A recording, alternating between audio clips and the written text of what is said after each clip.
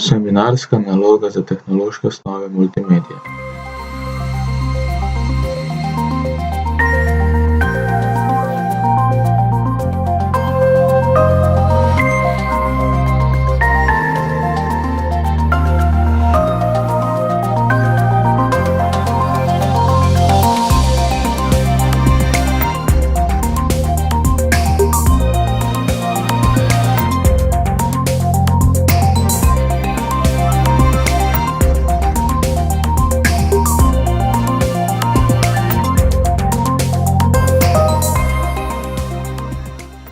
VHS kaseta.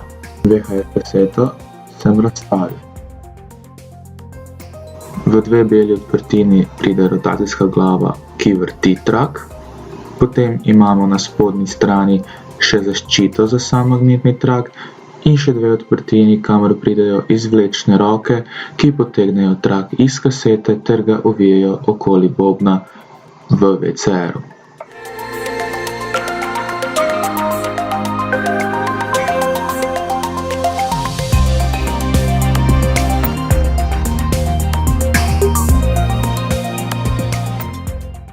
Zunanja stran ogrodja kasete s kovinsko ploščico, kamor se namestita koluta z magnetnim trakom.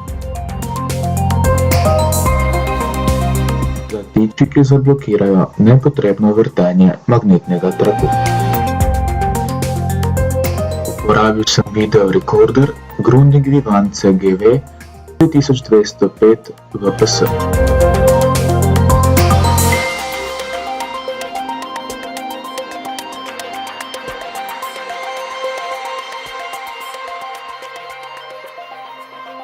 Analogno snemanje temelji na dejstvu, da ostanek magnetizacije danega materiala odvisna od velikosti uporabljenega polja. Magnetni material je navadno v obliki traku, ki je sprva pred snemanjem demagnetiziran. Med snemanjem trak potuje s konstantno hitrostjo. Pisalne glave namagnetijo trak sorazmerno s signalom, ki ga dobijo. Distribucija magnetizacije se doseže vzdolž celotnega magnetnega traku. Na koncu lahko bralne glave na podlagi ostanka magnetizacije reproducirajo nazaj osnovni izvorni signal.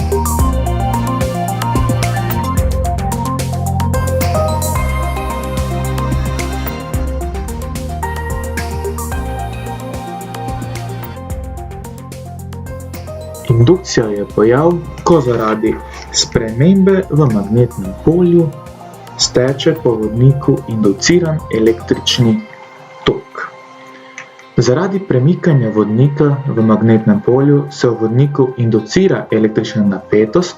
Inducirana napetost požene električni tok v takšni smeri, da magnetno polje induciranega toka nasprotuje premikanju vodnika.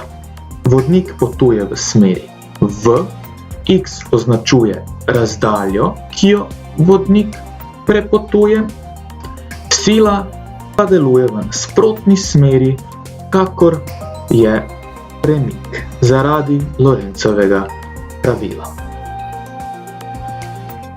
Pa si poglejmo še enačbe za inducirano napetost. Inducirana napetost je enaka dolžini vodnika, hitrosti, s katero premikamo ta vodnik, ter gostoti magnetnega polja, v katero je le-ta postavljen. Splošna enačba za inducirano napetost pa se glasi: inducirana napetost je enaka spremembi magnetnega pretoka v časovni enoti časa. Minus pa pomeni, da nasprotuje smeri gibanja.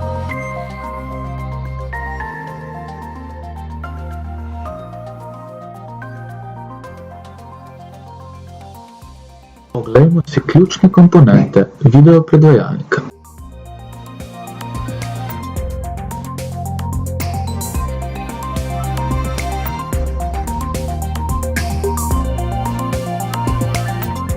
Zaradi navora magnetne sile se tuljava ali zanka pospešeno vrti v ravnovesni legi in pojemajoče od ravnovesne lege stran. Navor magnetnih sil zavrti tuljavo tako, da se njen magnetni moment usmeri vzdolž silnic zunanjega magnetnega polja. To izkoriščamo pri vrtenju za elektromotor ali pri generatorju za generiranje električne napetosti ter toka.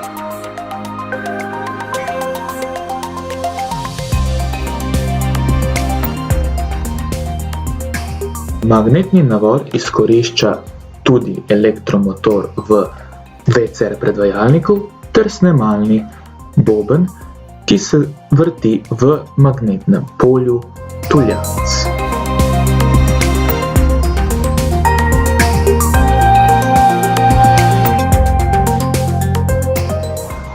Največji del je namenjen na sami kaseti, kjer so vodila za trak in izvlečne roke, da trak potegnejo na boben. Tukaj je vidno še samo vezje, ki je uporabljeno v VCR-u. Ter sedaj se preselimo na sam snemalni boben, kjer opazimo več tuljav. Dolga ravna tanka tuljava ima N ovojev, dolžino L in predstavlja elektromagnet, saj se ob toku, ki steče skozi tuljavo, inducira magnetno polje, ki je obratno odvisno od dvakratnika dolžine tuljave ter premo sorazmerno s številom ovojem in tokom, ki teče skozi njo. Magnetno polje lahko dodatno ojačamo, če uporabimo feromagnetne materiale, ki se v praksi tudi uporabljajo. Navitja, ki se uporabljajo za reprodukcijo zvoka. Metoda snemanja, ki uporablja diagonalno pisanje in branje, se imenuje helical scan. Čeprav uporablja precej zapleten mehanizem, je zelo nežen do traku.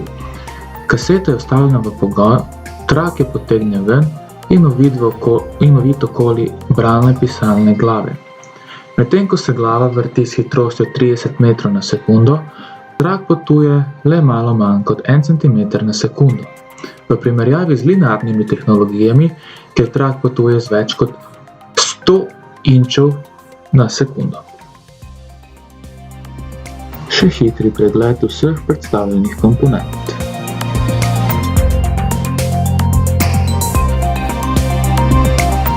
Poglejmo si še en praktičen preizkus prikaza vseh fizikalnih in elektrotehničnih značilnosti, ki sem jih predstavil v prejšnjem delu videa.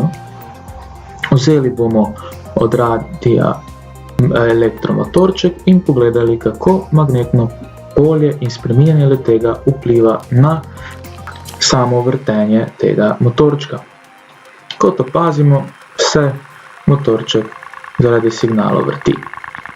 Naredili bomo še eno svojo tuljavo, katero bomo priključili na telefon, preko nje spuščali signale in pogledali, če lahko slišimo zvok. Kajti na tem principu deluje tudi video snemalna bralna glava.